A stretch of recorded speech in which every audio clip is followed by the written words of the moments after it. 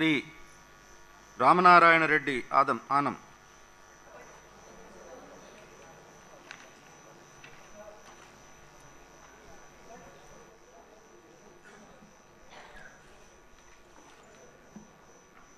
రామనారాయణ రెడ్డి అనే నేను శాసనసభ సభ్యునిగా ఎన్నిక అయినందున శాసనం ద్వారా నిర్మితమైన భారత రాజ్యాంగం పట్ల నిజమైన విశ్వాసం, విధేయత చూపుతానని, భారతదేశ సార్వభౌమాధికారాన్ని, సమగ్రతను కాపాడుతానని, నేను స్వీకరించబోయే కర్తవ్యాన్ని శ్రద్ధాశక్తులతో నిర్వహిస్తానని దైవ సాక్షిగా ప్రమాణం చేస్తున్నాను.